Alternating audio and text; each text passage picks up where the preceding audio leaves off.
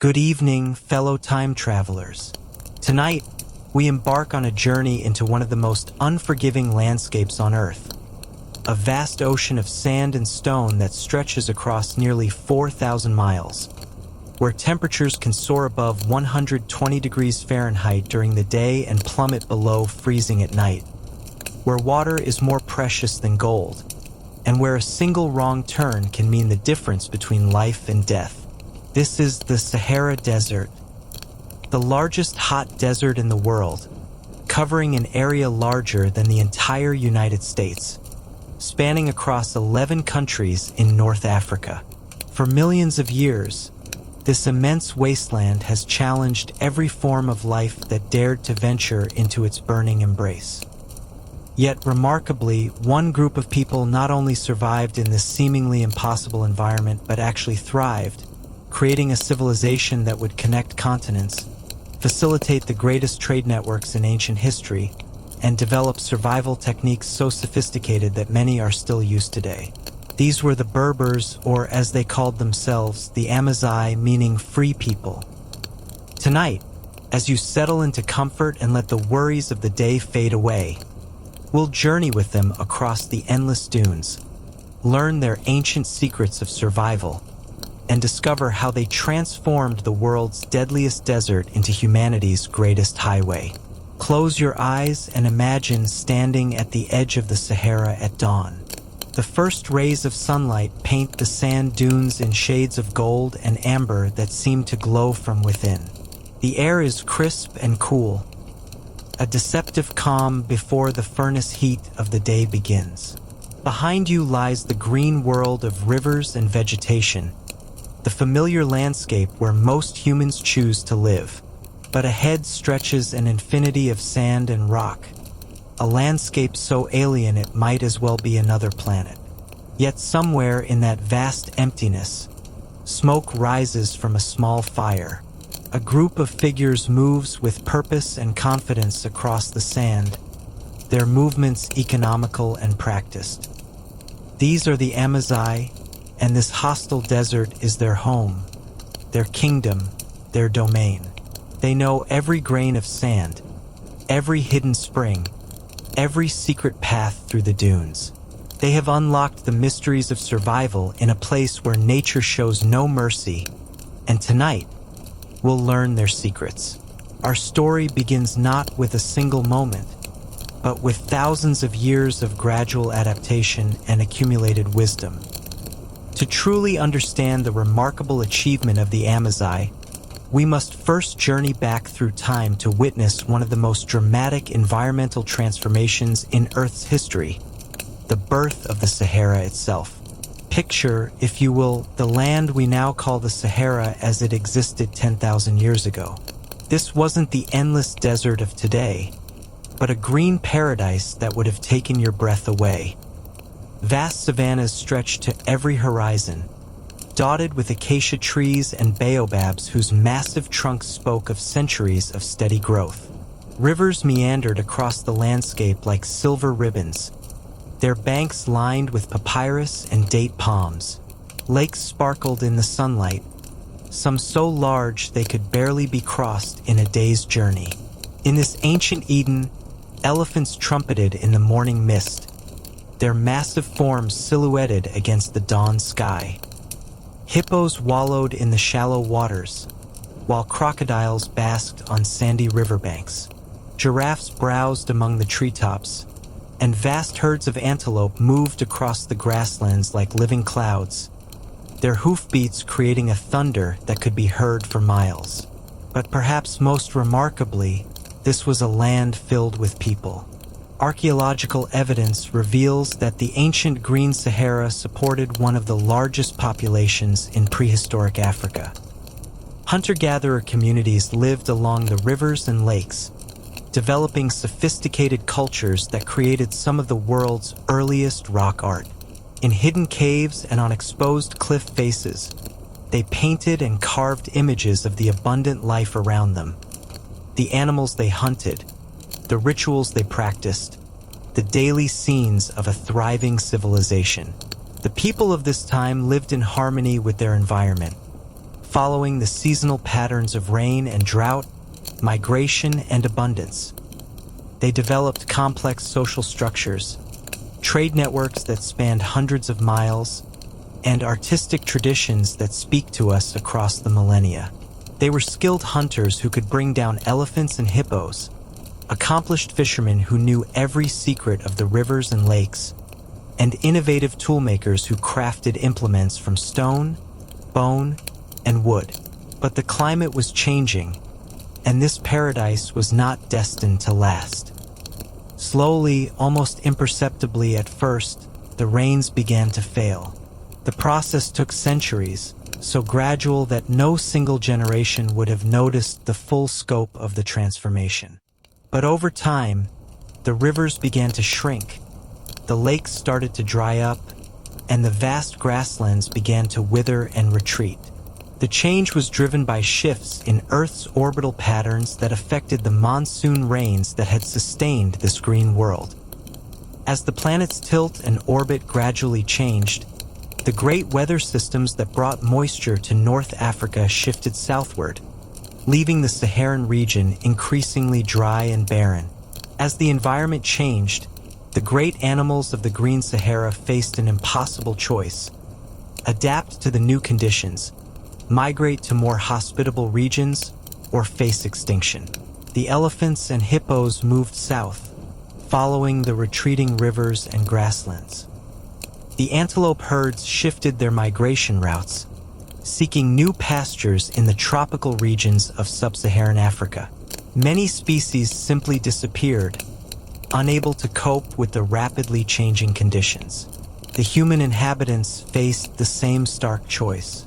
Most groups followed the animals and the water, abandoning their ancestral lands for the still green regions to the south and east. Archaeological evidence shows a massive population movement during this period, as communities that had lived in the Sahara for thousands of years packed up their belongings and began the long journey toward the Nile Valley, the Ethiopian highlands, and the forests of West and Central Africa. But not everyone left.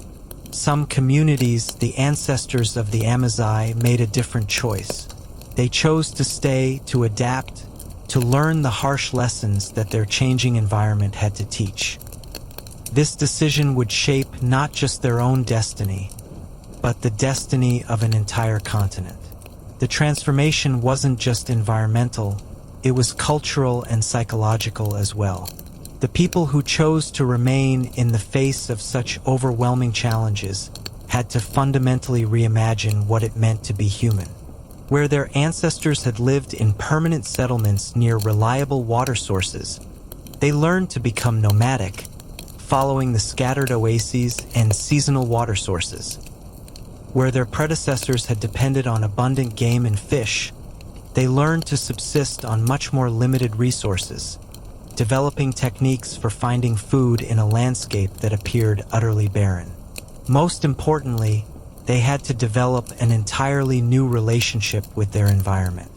Where the Green Sahara had been forgiving, providing abundant resources with relatively little effort, the desert demanded constant vigilance, perfect knowledge, and split-second decision-making.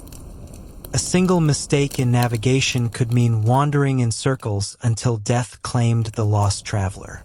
A failure to properly conserve water could result in fatal dehydration within hours. An inability to read weather signs could mean being caught unprepared by a sandstorm that could last for days. The ancestors of the Amazigh rose to meet these challenges with remarkable ingenuity and determination. Generation by generation, they accumulated the knowledge that would eventually allow them not just to survive in the desert, but to master it completely. They learned to read signs that were invisible to outsiders, subtle changes in the color and texture of sand that indicated underground water sources, variations in wind patterns that predicted weather changes days in advance, and the behavior of insects and birds that revealed the location of hidden oases. The development of desert survival skills became the central focus of their culture. Children learned from their earliest years to observe everything, to question constantly, and to remember details that might someday mean the difference between life and death.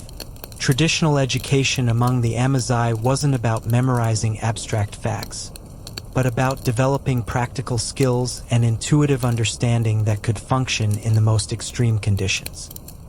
Consider, for a moment, the extraordinary complexity of traditional Amazigh water knowledge.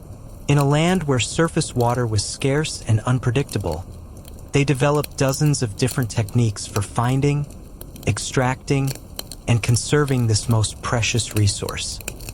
They learned to identify more than 30 different types of desert plants that could indicate the presence of underground water, each species revealing different information about the depth, quality, and quantity of the hidden source. They discovered that certain types of rock formations created natural cisterns where rainwater collected and remained fresh for months or even years after the last storm. They learned to construct simple but effective fog nets that could extract moisture from the air during the cool desert nights, often producing enough water to sustain a small group for several days. They developed techniques for purifying brackish or contaminated water using desert plants and minerals, making previously unusable sources safe for human consumption. Perhaps most remarkably, they learned to extract water from plants that appeared completely dead and dry. The desert cucumber, the barrel cactus, and dozens of other specialized plants stored water in their tissues during the brief rainy seasons, creating natural reservoirs that could be tapped by those who knew the proper techniques. Master water finders could locate these plants even when they were dormant and seemingly lifeless, reading subtle signs in their appearance and location that revealed the precious moisture hidden within. The traditional Amazigh water containers were technological marvels that demonstrated their deep understanding of desert physics. Made from specially treated goat or camel skin, these containers were sewn with mathematical precision to minimize seepage while maintaining flexibility. The leather was treated with a mixture of plant tannins and animal fats that made it nearly waterproof while allowing for the slight porosity that enabled evaporative cooling. The design of these containers incorporated principles that modern engineers are only beginning to understand. The narrow necks minimized water loss through evaporation while making it impossible to drink too quickly, a crucial safety feature in an environment where drinking too much water too fast could cause dangerous electrolyte imbalances. The flexible sides allowed the container to conform to the shape of a camel's load, while the natural materials helped maintain water temperature and quality during long journeys. But the Amazigh understanding of water went far beyond simple location and storage. They developed sophisticated protocols for water conservation that allowed them to survive on amounts that would kill most people within days. Adults could function normally on less than 1 liter of water per day, about a quarter of what modern survival experts recommend as the minimum for desert survival. This remarkable feat was achieved through a combination of physiological adaptation and behavioral modification that took generations to perfect. The Amazigh learned to minimize water loss through careful control of their breathing, timing of physical activity, and even the way they slept. They discovered that certain positions and breathing techniques could reduce water loss through respiration, while specific patterns of rest and activity could optimize their body's water retention. Their traditional clothing was designed as much for water conservation as for protection from the elements. The loose, flowing robes created multiple layers of insulation that reduced sweating while protecting the skin from the drying effects of wind and sun. The fabric was often treated with natural oils that helped repel sand and reduce friction, while the colors were chosen to reflect heat while camouflaging the wearer against the desert landscape. The head coverings worn by the Amazigh were particularly sophisticated, designed to protect not just from sun and sand, but to help conserve the body's moisture. The traditional tagelmust, or face veil, created a humid microclimate around the mouth and nose that reduced water loss through breathing while filtering dust and sand from the air.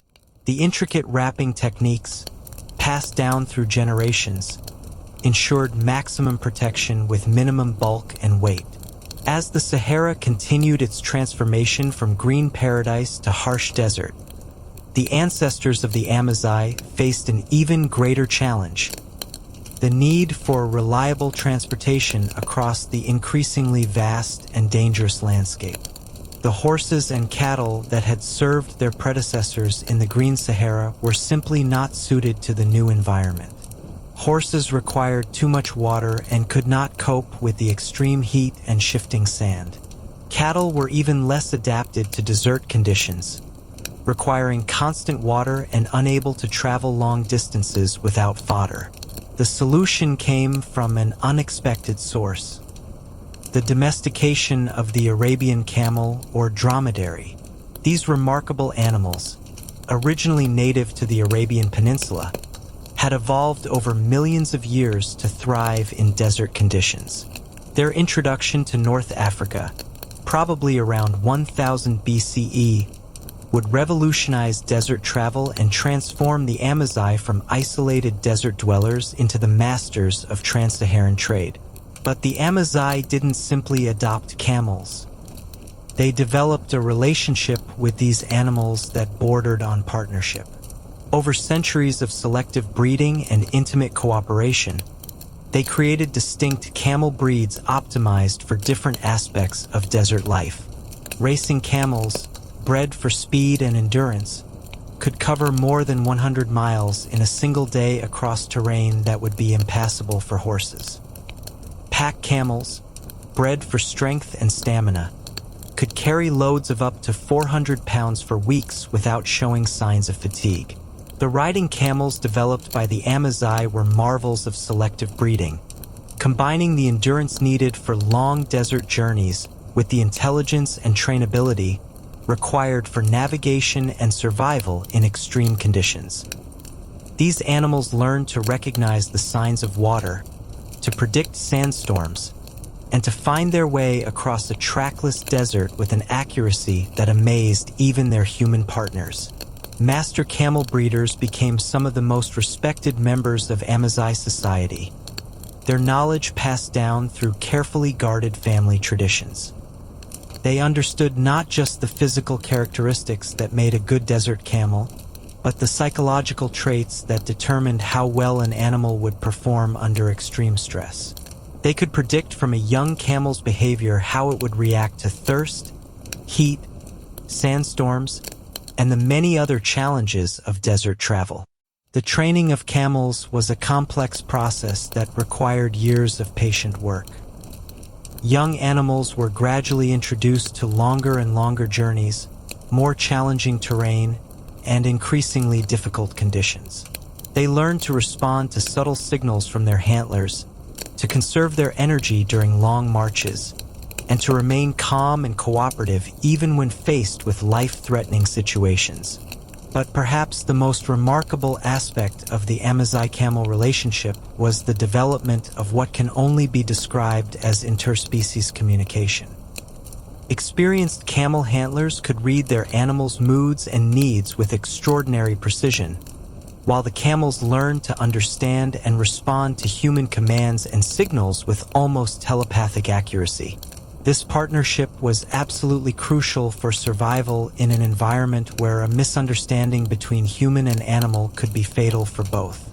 The camels themselves were remarkable survivalists, perfectly adapted to desert conditions through millions of years of evolution. Their ability to go for days without water was just the beginning of their desert adaptations. Their specially designed kidneys could concentrate urine to an extraordinary degree, minimizing water loss while eliminating waste products. Their digestive systems could extract moisture and nutrients from the driest, most inedible vegetation, allowing them to subsist on thorny shrubs and dried grasses that other animals couldn't even chew. Their famous humps served as energy storage systems, allowing the animals to survive for weeks on stored fat when food was scarce. But the humps also served as thermal regulators, helping to control body temperature and reduce the stress of extreme heat. Their broad, padded feet were perfectly designed for travel across soft sand, distributing weight to prevent sinking while providing the traction needed for climbing steep dunes. Perhaps most importantly for desert travel, camels had evolved behavioral adaptations that made them ideal partners for long journeys across harsh terrain. Unlike horses, which panic easily and require constant reassurance, camels are naturally calm and patient animals. They can stand motionless for hours during sandstorms, conserving energy while waiting for conditions to improve. They rarely wander far from their handlers, making them much safer to travel with in an environment where getting separated from one's animals almost certainly meant death. Navigation in the Sahara represented perhaps the greatest challenge faced by the Amazigh, and their solutions were nothing short of miraculous. In a landscape where landmarks could be buried by sandstorms overnight, where the horizon shimmered with heat mirages that created false images of mountains and oases, where the very dunes shifted and changed with the wind, the ability to maintain direction and find specific destinations required skills that bordered on the supernatural. The foundation of Amazigh navigation was astronomical observation, but taken to a level of sophistication that few modern people can appreciate. Master navigators didn't just know the positions of major stars and constellations. They had memorized the precise movements of hundreds of celestial objects throughout the night and across the seasons. They could determine their location and direction by observing not just where stars appeared, but when they appeared, how they moved, and how their positions changed throughout the year. But their astronomical knowledge went far beyond simple position finding. They learned to use the stars to predict weather patterns, to determine the best times for travel, and even to locate distant oases by reading the subtle atmospheric effects that large bodies of water had on the appearance of celestial objects. They developed a complex vocabulary for describing different types of nights, different qualities of starlight, and different atmospheric conditions that affected visibility and navigation. The sun, of course, provided crucial navigation information during daylight hours, but the Amazigh understanding of solar navigation was extraordinarily sophisticated. They didn't just use the sun's position to determine direction. They learned to read the subtle changes in shadow length and angle that revealed not just direction, but latitude, time of day, and even the season of the year. They could navigate by the sun even on partially cloudy days, using brief glimpses of sunlight filtered through clouds to maintain their bearing. But perhaps most remarkably, experienced Amazigh navigators developed what they called sand sense, an almost mystical ability to navigate by feeling the subtle characteristics of the desert floor. Different types of sand had different textures, temperatures, and even sounds when walked upon. The angle of sand dunes, shaped by prevailing winds, provided directional information. The moisture content of sand, affected by hidden water sources or recent weather patterns, could reveal proximity to oases or seasonal water sources. Master navigators could detect these differences through their feet, even while wearing traditional leather boots. They learned to read the landscape like a book, interpreting every subtle variation in terrain as a navigation aid. A particular type of rock formation might indicate proximity to a specific route. The presence of certain desert plants could reveal the direction to known water sources. Even the behavior of insects and small animals provided navigation clues to those trained to observe and interpret them. The development of these navigation skills began in earliest childhood. Young Amazigh were taught to observe everything: the way shadows fell at different times of day, the patterns of wind-carved rocks, the subtle variations in the color and texture of sand. They learned to create detailed mental maps of incredible complexity, storing thousands of details about routes, landmarks, and seasonal changes. Children's games often involved navigation challenges that would seem impossible to outsiders. They might be asked to find their way home from several miles away using only the stars, or to determine the direction to a distant oasis by observing the behavior of birds. These weren't just games. They were survival training disguised as play, preparing young people for the life and death navigation challenges they would face as adults.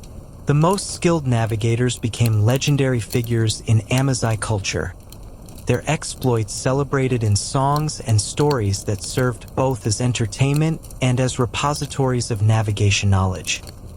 These master navigators could pioneer new routes across unexplored regions, guide caravans safely through areas where others had perished, and arrive at distant destinations with pinpoint accuracy after weeks of travel across trackless desert.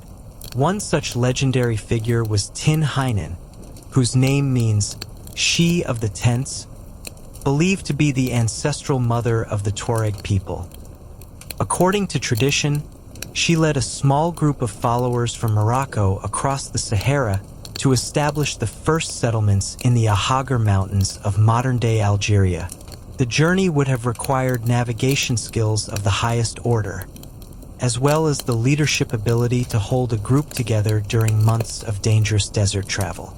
The accuracy of traditional Amazigh navigation can hardly be overstated. Caravans would often travel for weeks across desert that appeared completely featureless to outsiders, then arrive at their intended destination within hours of their predicted time. This wasn't luck or approximation. It was the result of navigation skills so precise that they rivaled modern GPS systems in their accuracy. The training of a master navigator took decades to complete.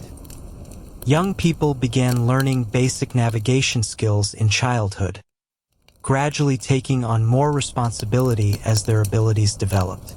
They might spend years serving as assistants to experienced navigators, learning not just the technical skills, but the intuitive understanding that separated competent navigators from true masters. The final test for a navigation student often involved leading a small group to a distant destination and back without any guidance from experienced navigators.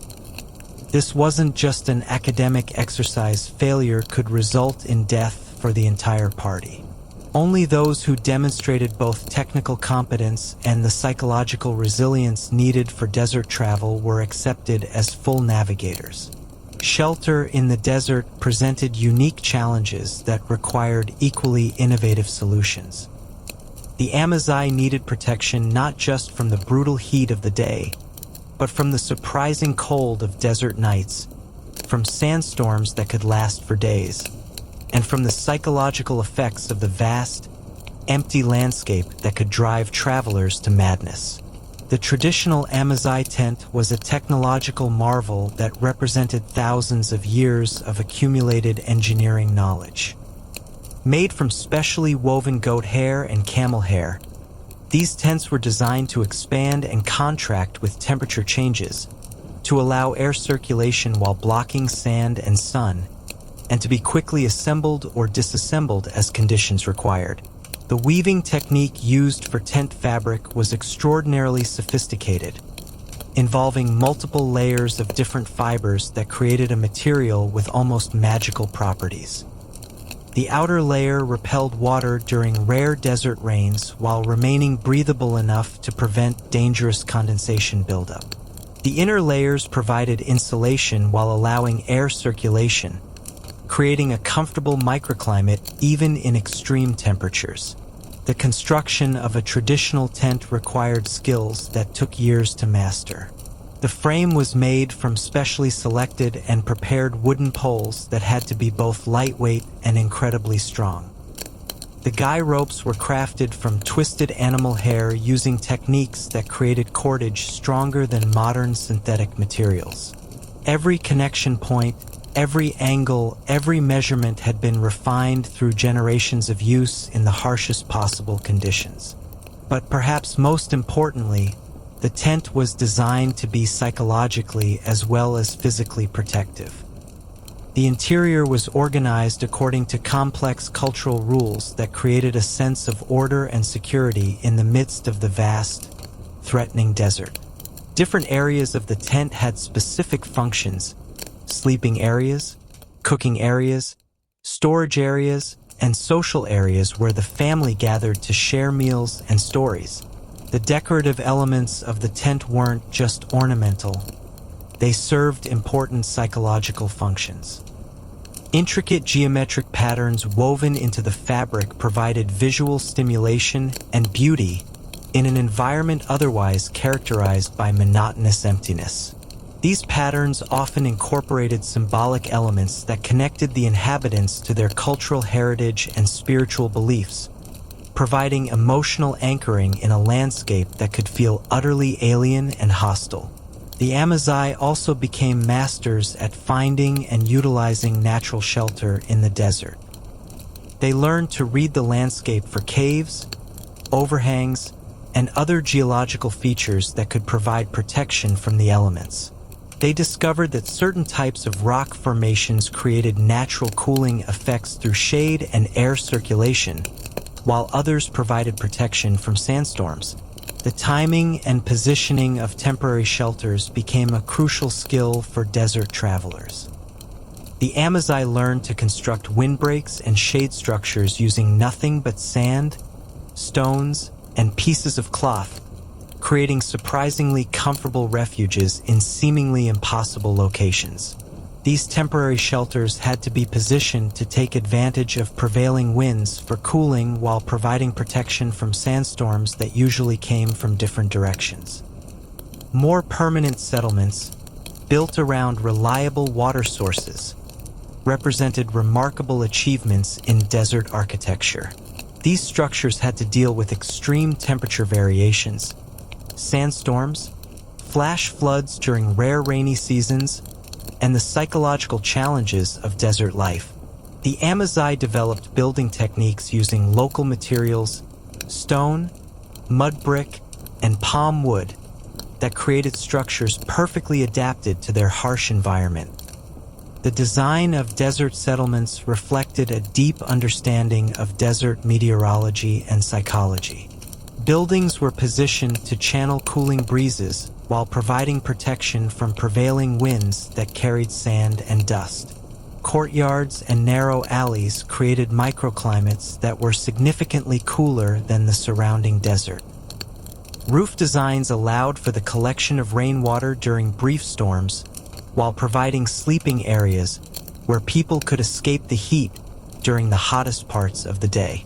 The psychological aspects of desert architecture were just as important as the physical ones.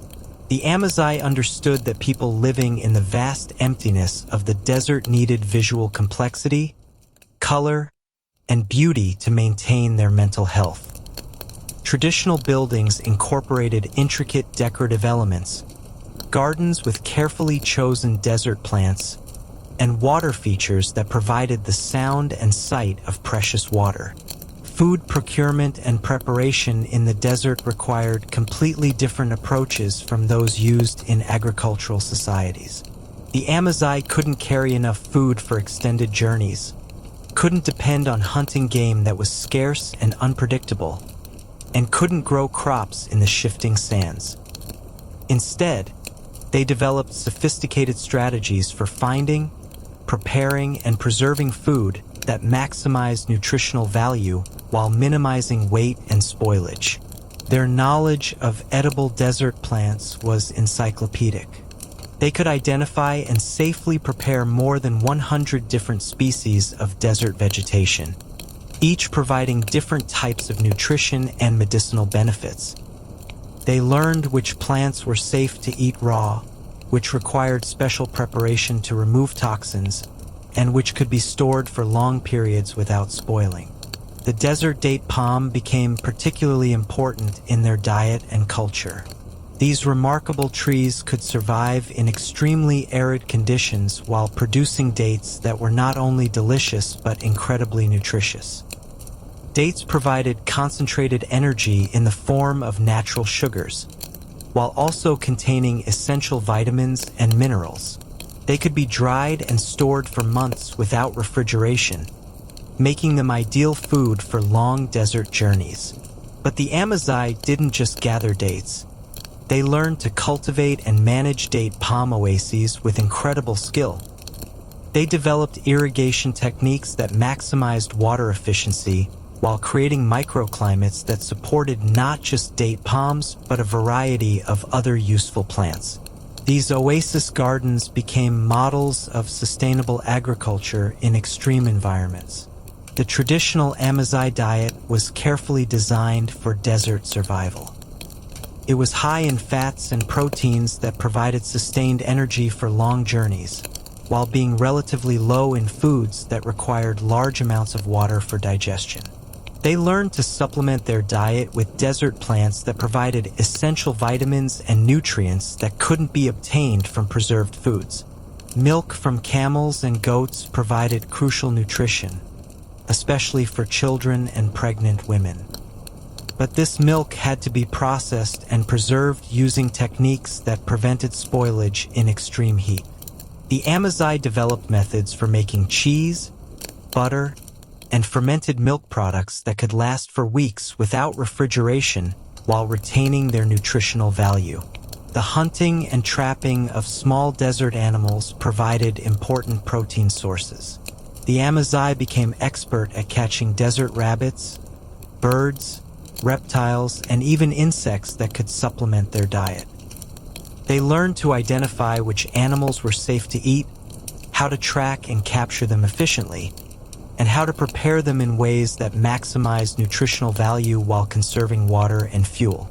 Perhaps most importantly, they learned to eat strategically, timing their meals to maximize energy while minimizing water needs. They discovered that eating at certain times of day could help regulate body temperature and conserve moisture.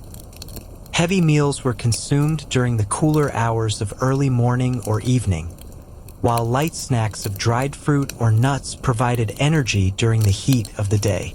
The preservation of meat presented particular challenges in the extreme heat of the desert. The Amazigh developed sophisticated techniques for drying and smoking meat using desert plants and animal dung as fuel. The resulting jerky could last for months without spoiling while retaining much of its nutritional value. They also learned to preserve meat in fat, creating pemmican-like products that were incredibly energy-dense and long-lasting. Trade became the lifeblood of Amazigh civilization, transforming them from isolated desert dwellers into the facilitators of one of the world's most important commercial networks. The trans-Saharan trade routes they established and maintained connected the Mediterranean world with sub-Saharan Africa, creating a flow of goods, ideas, and technologies that would shape the development of multiple continents.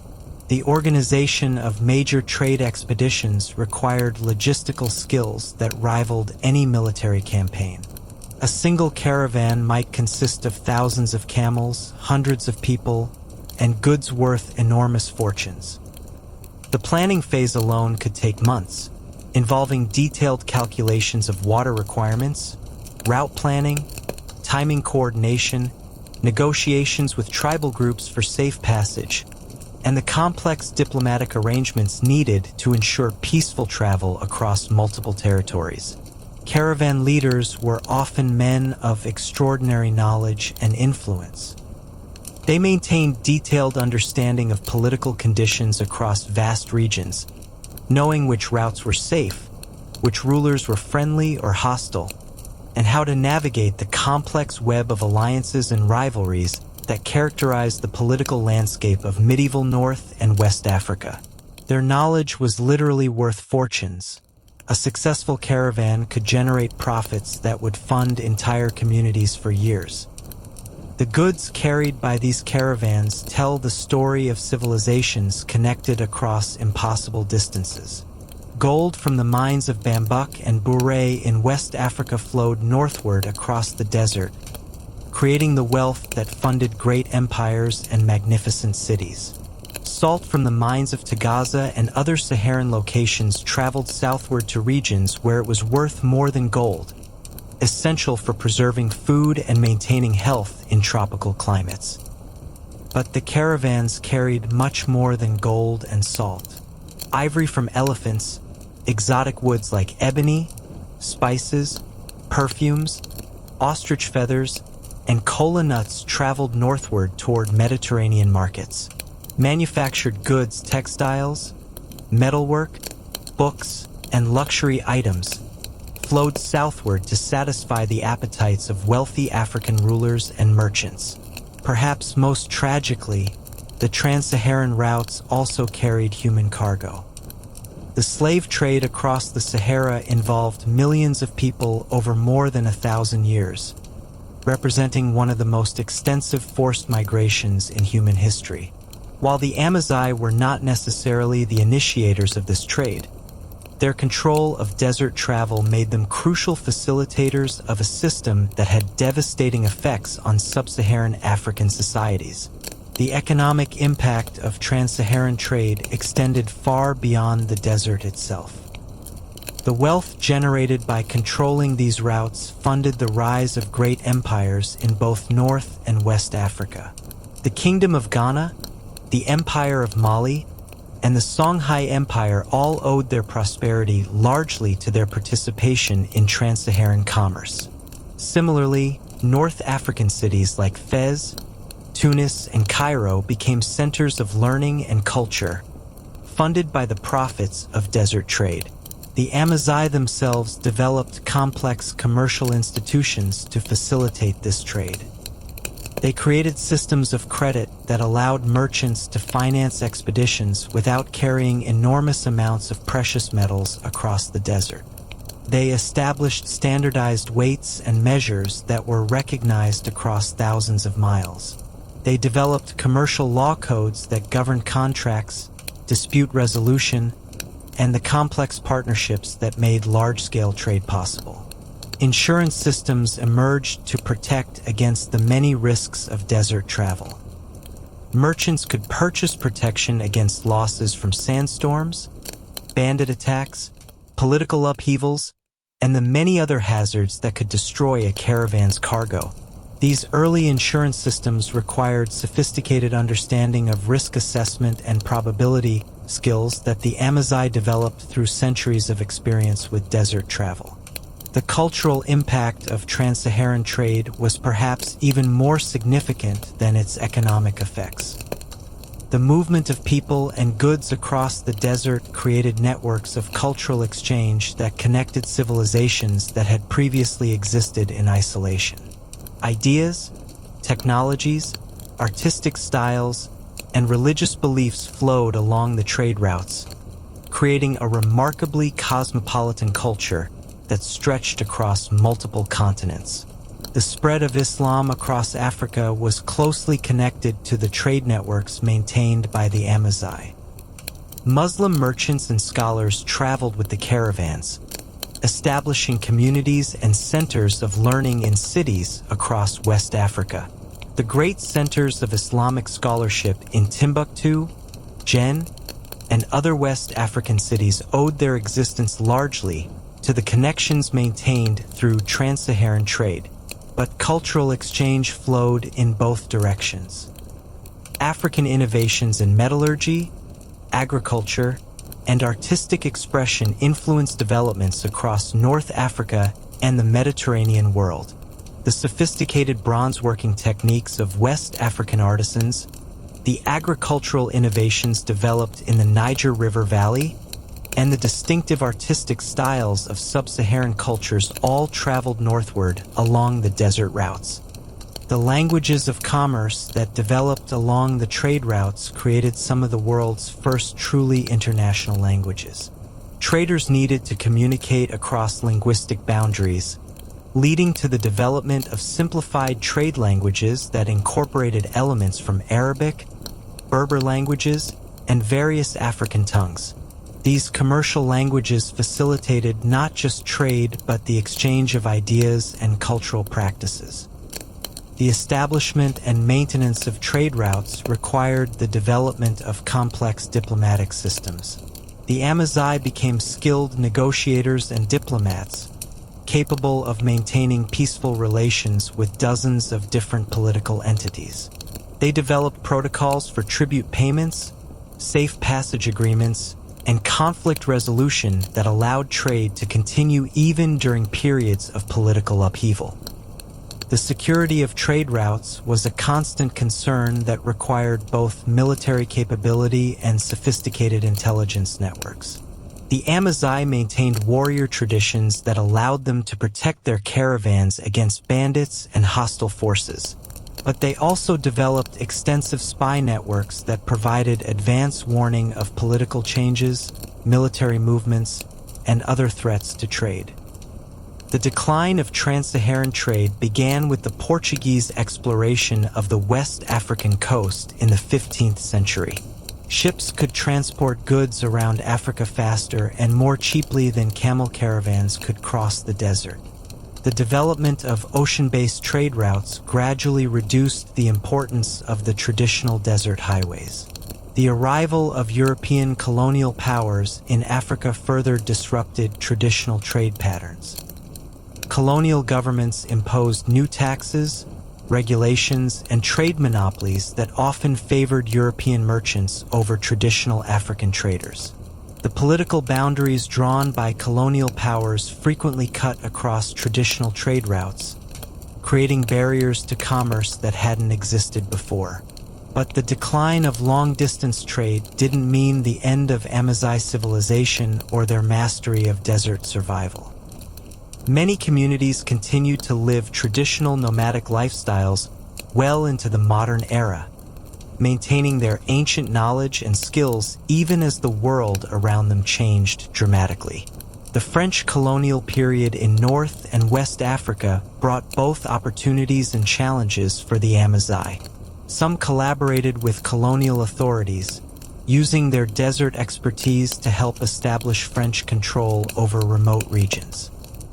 Others resisted fiercely, using their intimate knowledge of the desert to wage guerrilla campaigns that lasted for decades. One of the most remarkable examples of Amazigh resistance was the revolt led by the Tuareg leader Kayasan in Niger between 1916 and 1919. Using traditional desert warfare tactics, his forces were able to control vast areas of the Sahara for years, demonstrating that European military technology was often useless in the face of superior knowledge of desert conditions. European explorers and military forces quickly learned that their advanced weapons and equipment meant little in the Sahara without local knowledge and support. Time and again, well-equipped European expeditions failed catastrophically when they attempted to cross the desert without Amazigh guides, while traditional desert travelers continued to traverse the same routes safely using techniques that had been perfected over thousands of years. The French Foreign Legion, perhaps the most famous European military force associated with the Sahara, was heavily dependent on Amazigh guides and support personnel. Legion officers quickly learned that their survival depended not on European military doctrine, but on learning and respecting traditional desert wisdom. Many of the most successful French operations in the Sahara were led by officers who had taken the time to learn traditional navigation and survival techniques. The relationship between the Amazigh and European colonizers was complex and varied greatly across different regions and time periods. Some Amazigh groups found opportunities in the colonial system, serving as guides, translators, and intermediaries between European authorities and local populations. Others maintained their independence by retreating to remote areas of the desert where colonial control was weak or non-existent. The impact of colonial rule on traditional Amazigh society was profound but uneven. In some areas, traditional nomadic lifestyles were severely disrupted by new political boundaries, taxation systems, and legal codes that were designed for settled agricultural societies. The introduction of modern transportation, first trucks, then airplanes, began to reduce the economic importance of traditional camel caravans. But in the most remote areas of the Sahara, traditional life continued much as it had for centuries. The vastness of the desert and the difficulty of imposing control over nomadic populations meant that many Amazigh communities maintained their traditional social structures, economic systems, and cultural practices well into the 20th century. The artistic and intellectual traditions of the Amazigh reflect their unique position as masters of one of the world's most challenging environments.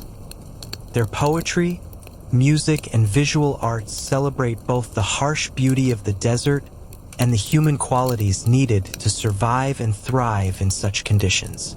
Traditional Amazigh poetry often uses the metaphor of the desert journey to explore themes of spiritual growth, personal transformation, and the relationship between humans and the natural world.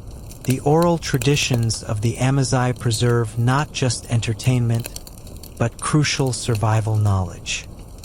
Traditional songs often contain encoded information about water sources, navigation techniques, weather prediction, and other essential skills. These songs served as both cultural expression and educational tools, ensuring that vital knowledge was preserved and transmitted even when written records were lost or destroyed. The musical instruments developed by the Amazigh were designed for portability and durability, capable of withstanding the rigors of desert travel while providing the emotional and spiritual sustenance that helped people cope with the isolation and hardship of nomadic life. The traditional one-stringed violin, various types of drums, and simple flutes could be easily carried on camelback while producing music that could be heard across great distances in the clear desert air. Visual arts among the Amazigh often incorporated symbolic elements related to desert survival and navigation.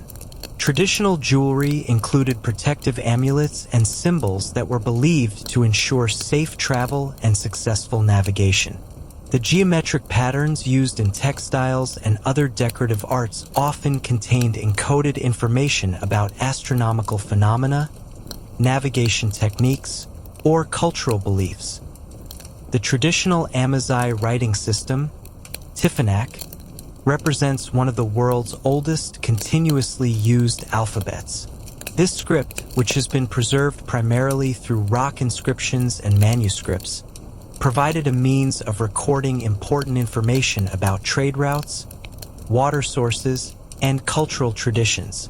The survival of this writing system through thousands of years of political and cultural changes demonstrates the resilience of Amazigh intellectual traditions. The social organization of traditional Amazigh society reflected the realities and requirements of desert life. Extended families and tribal confederations provided the mutual support and protection necessary for survival in such a harsh environment. Leadership structures were often based on demonstrated competence and knowledge rather than just hereditary rank, with the most respected positions going to those who had proven their mastery of desert survival skills. The role of women in Amazigh society was often more prominent than in many other traditional cultures. The mobile nature of nomadic life and the importance of diverse skills for survival meant that gender roles were often more flexible and egalitarian. Women frequently played important roles in trade, could own property independently, and were respected for their knowledge of traditional crafts, medicine, and cultural practices. Traditional Amazigh marriage customs reflected both the need for alliance building between different groups and the practical requirements of desert survival. Marriage negotiations often involved careful consideration of the complementary skills and resources that different families could bring to an alliance. The bride price might include camels, traditional jewelry, or specialized knowledge rather than just material goods. The education of children in traditional Amazigh society began from birth and continued throughout childhood and adolescence. Young people learned through participation in daily activities rather than formal schooling. Boys and girls alike learned basic survival skills, water finding, navigation, animal husbandry, and craft production, before specializing in gender-specific roles as they matured. The initiation ceremonies that marked the transition from childhood to adulthood often included tests of survival skills and desert knowledge. Young men might be required to complete solo journeys across difficult terrain, while young women demonstrated their mastery of traditional crafts and domestic skills. These ceremonies weren't just symbolic.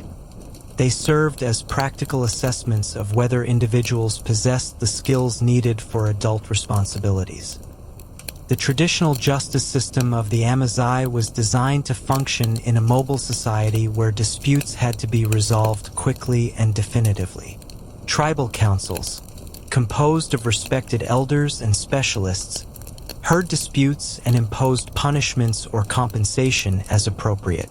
The emphasis was usually on restoration and reconciliation rather than retribution, since maintaining group cohesion was essential for survival in the harsh desert environment. The spiritual and religious practices of the Amazigh before the arrival of Islam reflected their intimate relationship with the desert environment. They developed beliefs that emphasized the sacred nature of water, the spiritual significance of stars and celestial navigation, and the importance of maintaining harmony with the natural world. Many traditional practices involved rituals designed to ensure successful travel, locate water sources, or protect communities from the dangers of desert life. Sacred sites in the desert, unusual rock formations, natural springs, or places where important events had occurred, became focal points for religious observances and cultural gatherings.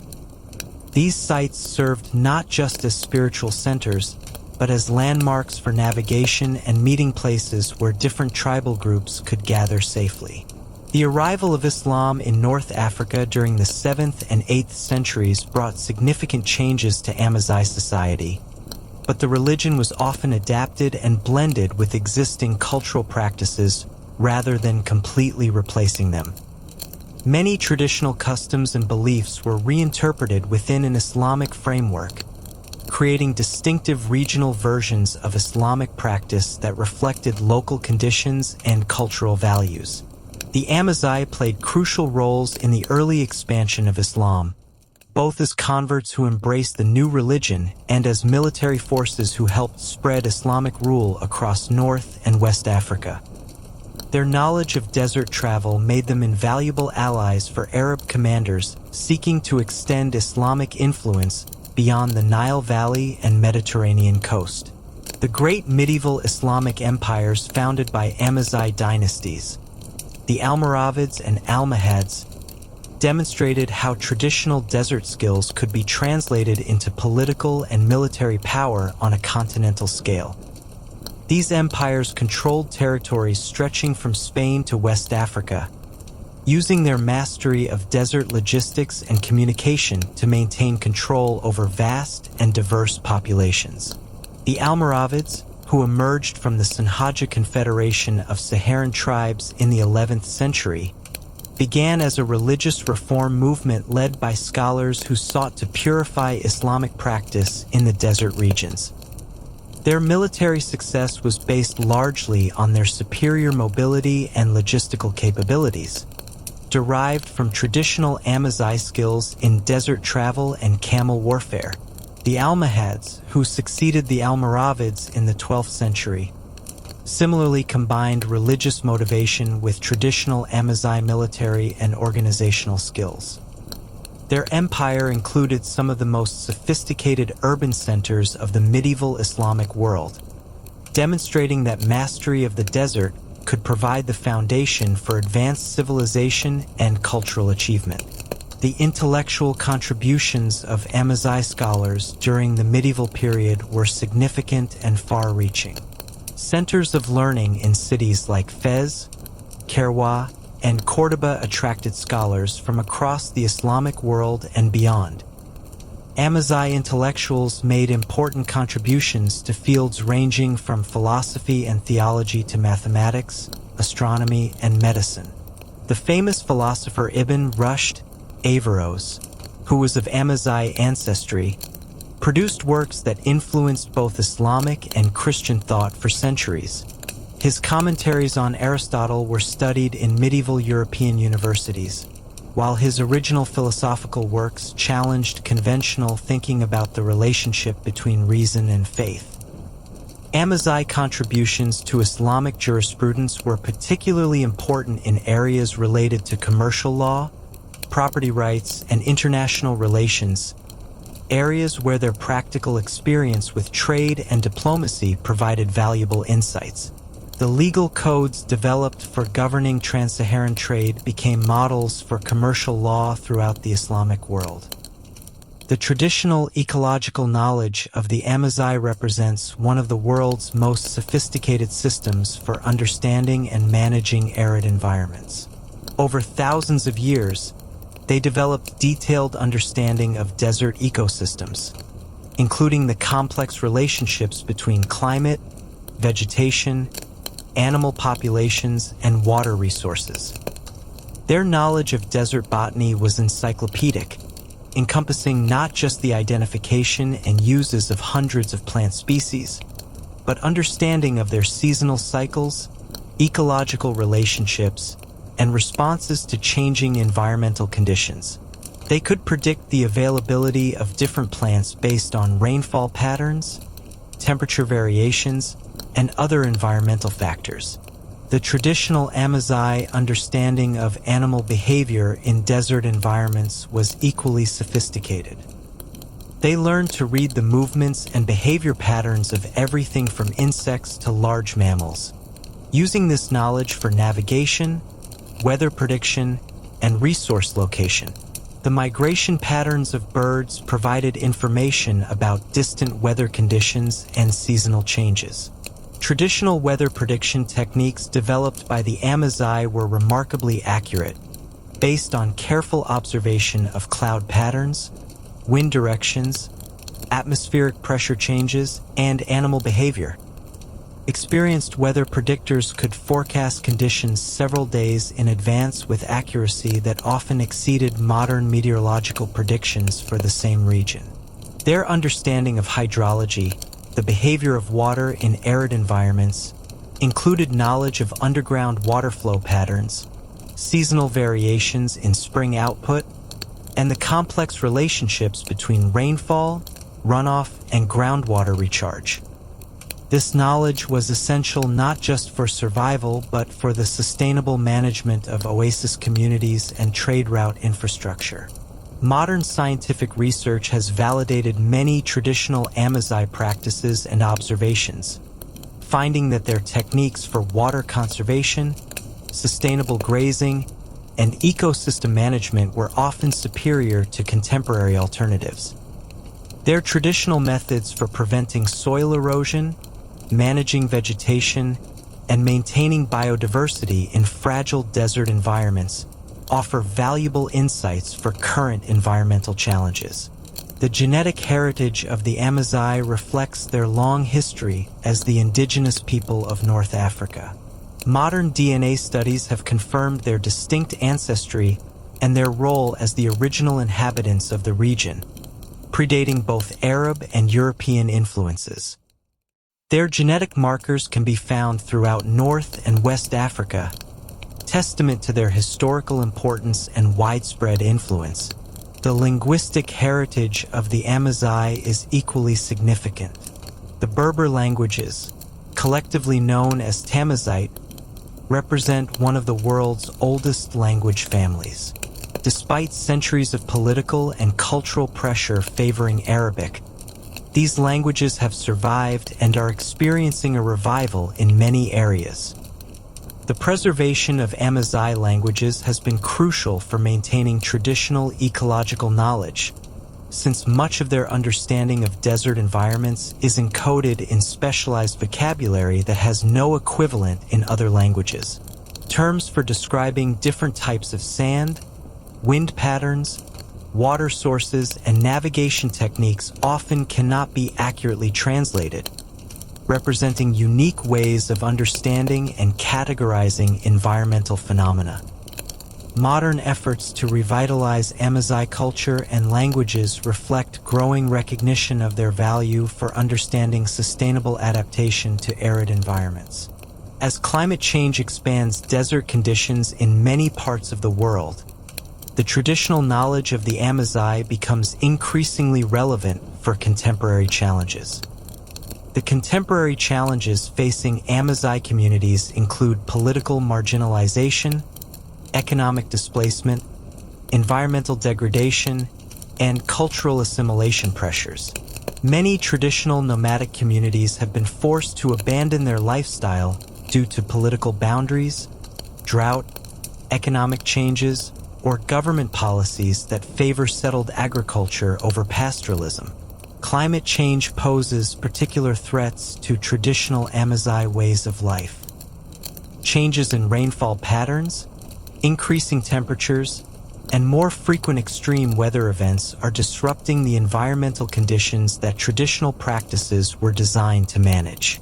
Traditional water sources are becoming less reliable, while traditional navigation techniques may become less accurate as climate patterns shift. Political instability in many Saharan regions has made traditional nomadic life increasingly dangerous and difficult. Armed conflicts, banditry, and the breakdown of traditional political structures have disrupted the social systems that supported desert communities for centuries. Many Amazigh groups have been forced to seek refuge in urban areas or other regions where they struggle to maintain their cultural identity. But there are also positive developments that offer hope for the preservation and adaptation of Amazigh culture. Growing international recognition of indigenous rights has led to greater political representation for Amazigh communities in some countries. The revival of interest in traditional ecological knowledge has created new opportunities for Amazigh scholars and cultural leaders. Tourism has provided economic opportunities for some Amazigh communities, allowing them to share their cultural heritage while generating income from their traditional skills. Desert tourism, cultural festivals, and educational programs have created markets for traditional crafts, music, and knowledge. Modern technology has also created new possibilities for preserving and transmitting traditional knowledge. Digital recording and documentation projects are capturing traditional songs, stories, and technical knowledge that might otherwise be lost. Satellite communication and GPS technology are being used by some contemporary desert travelers to supplement rather than replace traditional navigation techniques. Educational initiatives are working to document and preserve traditional Amazigh knowledge before it disappears with the passing of elder generations. Universities and research institutions are collaborating with Amazigh communities to create comprehensive records of traditional practices, oral histories, and technical knowledge. The integration of traditional and modern knowledge represents one of the most promising approaches to contemporary challenges in arid regions. Solar technology can supplement traditional water conservation techniques. Modern weather forecasting can enhance traditional weather prediction methods. Veterinary medicine can improve upon traditional animal husbandry practices while preserving their ecological wisdom. Young Amazigh people today face the challenge of maintaining their cultural identity while adapting to modern economic and social conditions. Some are finding ways to blend traditional knowledge with contemporary education, becoming environmental scientists, sustainable development specialists, or cultural preservation advocates who can bridge traditional and modern worlds. The art of traditional craft production continues among many Amazigh communities, with artisans adapting ancient techniques to contemporary markets. Traditional metalworking, leather crafting, textile production, and jewelry making provide both cultural continuity and economic opportunity. These crafts often incorporate traditional symbols and techniques while adapting to modern aesthetic preferences and market demands. The revival of traditional architecture in desert regions has drawn heavily on Amazigh building techniques and design principles. Modern architects studying traditional desert architecture have rediscovered the sophisticated environmental control systems that the Amazigh developed, incorporating these principles into contemporary sustainable building design. Food systems research has also benefited from traditional Amazigh knowledge. Their techniques for food preservation, nutrition optimization, and sustainable harvesting of wild foods offer valuable insights for modern food security challenges in arid regions. Traditional fermentation techniques, drought-resistant crop varieties, and sustainable grazing practices are being studied and adapted for contemporary applications. The spiritual and philosophical traditions of the Amazigh continue to offer wisdom for contemporary challenges. Their understanding of the relationship between humans and harsh environments, their emphasis on community cooperation and mutual support, and their sophisticated approaches to risk management and uncertainty remain relevant for modern societies facing environmental and social challenges. Traditional Amazigh approaches to conflict resolution and community governance have influenced contemporary peace-building and mediation practices.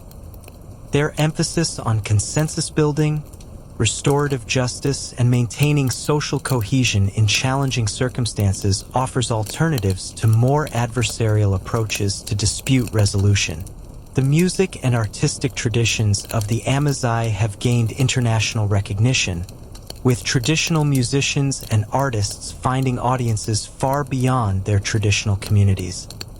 This cultural expression serves not just as entertainment, but as a means of preserving and transmitting traditional knowledge and values to new generations. Contemporary Amazigh literature and poetry continue to explore themes of desert life, cultural identity, and environmental adaptation. Writers working in both traditional languages and modern literary languages are creating works that celebrate Amazigh heritage while addressing contemporary challenges and opportunities. The global climate change crisis has brought renewed attention to traditional Amazigh knowledge of drought management, water conservation, and adaptation to extreme environmental conditions. International development organizations and climate researchers are studying traditional practices for insights into sustainable adaptation strategies. The traditional Amazigh understanding of ecosystem management offers valuable lessons for contemporary conservation efforts. Their practices of rotational grazing, sustainable harvesting, and maintaining biodiversity in arid environments have proven more effective than many modern conservation approaches in similar environments. Contemporary urban planning in arid regions increasingly incorporates principles derived from traditional Amazigh settlement design. Techniques for creating cooling microclimates, managing water resources, and designing psychologically comfortable spaces in harsh environments are being adapted for modern cities facing growing water scarcity and extreme heat. The traditional Amazigh emphasis on mobility and adaptation as survival strategies offers insights for contemporary populations facing displacement due to climate change, conflict, or economic disruption. Their social systems for maintaining community cohesion during periods of movement and uncertainty provide models for managing forced migration and population displacement. Modern logistics and supply chain management have learned from traditional caravan organization and desert trade practices. The Amazigh techniques for risk management, route optimization, and resource allocation across long distances and uncertain conditions offer insights for contemporary commercial and humanitarian operations in challenging environments. The traditional Amazigh approach to education, learning through participation, observation, and gradual assumption of responsibility, has influenced contemporary thinking about experiential learning and skill development. Their methods of transmitting complex technical knowledge across generations without formal educational institutions offer alternatives to conventional educational approaches. Contemporary medical research has validated many traditional Amazigh medicinal practices and plant knowledge. Traditional treatments for dehydration, heat stress, digestive problems, and respiratory conditions common in arid environments have proven scientifically sound and are being studied for modern applications. The traditional Amazigh understanding of psychology and mental health in extreme environments offers insights for contemporary challenges. Their techniques for maintaining morale, preventing depression and anxiety during prolonged stress, and building psychological resilience are relevant for modern applications ranging from military training to space exploration. As we near the end of our journey through Amazigh history and culture, it's important to reflect on the broader lessons their story offers for our contemporary world. Their remarkable achievement in not just surviving but thriving in one of Earth's most challenging environments demonstrates that human creativity, cooperation, and adaptation can overcome seemingly impossible obstacles. The Amazigh example shows us that sustainability isn't just about technology or policy, but about developing deep, intimate knowledge of natural systems and learning to work with rather than against environmental forces. Their success came not from conquering the desert, but from learning to become part of it, understanding its rhythms and requirements, and developing ways of life that were in harmony with its harsh realities. Their social systems demonstrate the crucial importance of cooperation, knowledge sharing, and mutual support in overcoming environmental challenges. No individual, no matter how skilled or knowledgeable, could survive alone in the Sahara. Success required communities that could pool resources, share risks, and support members through difficult periods.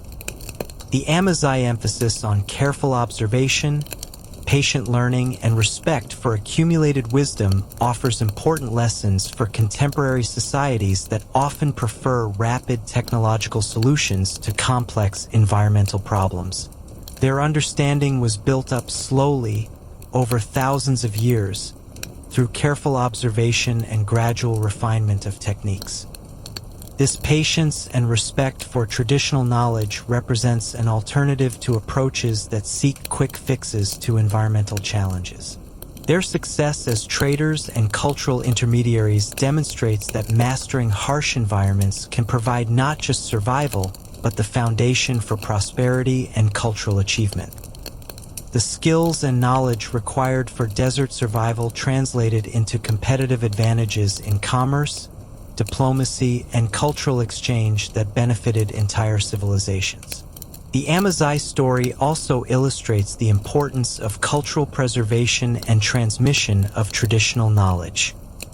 The techniques and wisdom that enabled their remarkable achievements were maintained through oral traditions, practical training, and cultural institutions that prioritized the preservation and transmission of essential knowledge across generations.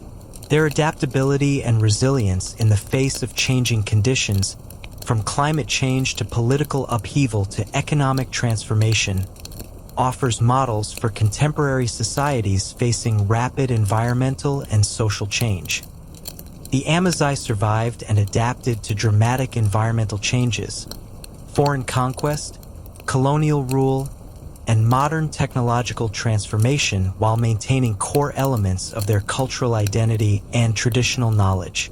As climate change and environmental degradation create new challenges for human societies around the world, the Amazigh example becomes increasingly relevant. Their techniques for water conservation, sustainable land management, and adaptation to extreme conditions offer practical solutions that have been tested over thousands of years in some of the world's harshest conditions.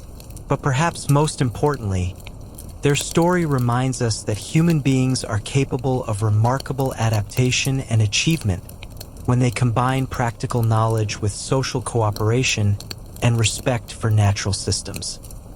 They transformed what appeared to be an uninhabitable wasteland into a highway that connected continents and civilizations. The contemporary relevance of Amazigh knowledge extends beyond environmental applications to broader questions of human resilience, community building, and sustainable development. Their approaches to risk management, resource allocation, and social organization offer insights for addressing contemporary challenges ranging from urban planning to disaster response to international development. Their artistic and cultural achievements remind us that survival and prosperity in challenging environments don't require abandoning beauty, creativity, or spiritual fulfillment. The Amazigh created rich traditions of music, poetry, visual arts, and spiritual practice, even while living in one of the world's harshest environments. The traditional Amazigh respect for women's roles and contributions offers examples of more egalitarian social arrangements than those found in many traditional societies. Their recognition that survival in challenging environments required the full participation and contributions of all community members, regardless of gender, provides models for more inclusive approaches to community development. As we settle deeper into this peaceful evening, imagine yourself once again sitting by that Amazigh campfire under the brilliant stars of the Sahara night sky. The stories have been told, the day's journey discussed, and the plans for tomorrow's travel confirmed. Around you, the members of this remarkable community are preparing for sleep, their movements efficient and practiced even in the darkness. The camels rest nearby, their soft breathing and occasional gentle bells creating a subtle rhythm that seems to match the slow turning of the stars overhead. The fire has burned down to glowing embers that provide just enough warmth and light to maintain the circle of human companionship in the vast darkness of the desert night. In this moment of perfect tranquility, you can feel the profound peace that comes from being part of a community that has learned to live in harmony with even the harshest environmental conditions. These people have faced challenges that would defeat most of us, yet they have found ways not just to survive, but to create lives of meaning, beauty, and connection. The Amazigh elder sitting beside you speaks softly about the journey ahead, pointing to the constellation that will guide tomorrow's travel. His voice carries the quiet confidence of someone whose ancestors have been reading these same stars for thousands of years, whose knowledge has been tested and refined through countless generations of successful navigation across this hostile but magnificent landscape. The desert teaches patience, he says, his words barely audible above the gentle night sounds. It teaches us that every step must be carefully considered, every decision weighed against the consequences not just for ourselves, but for all who depend on us. It teaches us that survival is not an individual achievement, but a community accomplishment. As you listen to his gentle wisdom, you realize that you're receiving one of humanity's most precious gifts, knowledge that has been purchased with the struggles, observations, and accumulated wisdom of countless generations. This isn't just information about desert survival. It's a complete philosophy of how humans can live sustainably and meaningfully even in the most challenging circumstances. The night air carries the subtle sense of desert plants, the earthy smell of sand that has been warmed by the sun and is now slowly releasing its heat to the cold desert sky. These are the same scents that have welcomed travelers to oasis camps for thousands of years, creating an unbroken chain of human experience that connects you to all the desert travelers who have come before.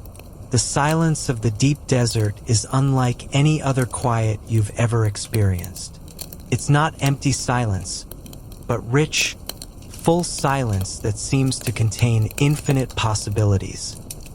It's the silence that allowed the Amazigh to develop their extraordinary sensitivity to subtle environmental cues, their ability to hear the whisper of wind that predicted tomorrow's weather or the distant sound that indicated the presence of water. In this profound quiet, you can understand how the desert became not just a place to endure, but a teacher, a partner, and ultimately a home for these remarkable people. They learned to read its moods, respect its power, and work with its rhythms rather than fighting against them. In doing so, they discovered that even the most challenging environments can become sources of wisdom, beauty, and human fulfillment. The traditional Amazigh blessing for travelers speaks of finding water in the driest places and peace in the most troubled times. As you prepare to drift off to sleep, carry with you this blessing and the remarkable example of a people who learned to find abundance in scarcity, community in isolation, and beauty in the harshest landscape on Earth. Their legacy lives on not just in their descendants who continue to call the desert home, but in every person who chooses patience over haste, cooperation over competition, and wisdom over mere cleverness. In every act of environmental stewardship, every moment of community building, every decision to work with natural systems rather than against them, we honor the memory and wisdom of the Amazigh. The stars that guided their ancient caravans across the desert still shine in our night sky, offering the same steady guidance to anyone willing to learn their lessons. The winds that carried their voices across the dunes still blow, carrying with them the whispers of ancient wisdom about how to live well on this earth. Sleep well tonight, fellow traveler, and may your dreams be filled with golden sand dunes under starlit skies, guided by the wisdom of those who learned that no environment is too harsh, no challenge too great, for the human spirit sustained by knowledge, cooperation, and respect for the natural world. May you wake tomorrow with a deeper appreciation for the remarkable adaptability of our species and the wisdom that can be found in the most unexpected places. The Amazigh conquered the Sahara not with weapons or machines, but with patience, observation, cooperation, and an unshakable determination to find ways to thrive wherever they found themselves. Their greatest victory was not over the desert, but with it, learning to become partners rather than adversaries in one of Earth's most demanding classrooms. In that partnership, they discovered truths about human potential, environmental stewardship, and community building that remain as relevant today as they were thousands of years ago when their ancestors first learned to read the language of wind and sand, star and stone. Their story continues in every person who chooses wisdom over force, patience over haste, and cooperation over conquest. Sweet dreams, dear listener, and may the morning bring you the courage to face your own deserts with the wisdom of ages and the hope that comes from knowing that humans have always found ways to transform the impossible into the inevitable, the barren into the beautiful, and the challenging into the conquered. The ancient caravan routes may be silent now, but the lessons they carried, lessons of resilience, adaptation, cooperation, and respect for the natural world, echo still across the vast spaces of our modern world, waiting for those wise enough to listen and learn from the masters of Earth's greatest desert. If tonight's journey across the Sahara helped you drift toward peaceful sleep, please give this video a gentle thumbs up and consider subscribing for more bedtime history adventures. In the comments below, let us know where in the world you're listening from and what time it is. There's something magical about our global community of nighttime historians finding peace together across different time zones.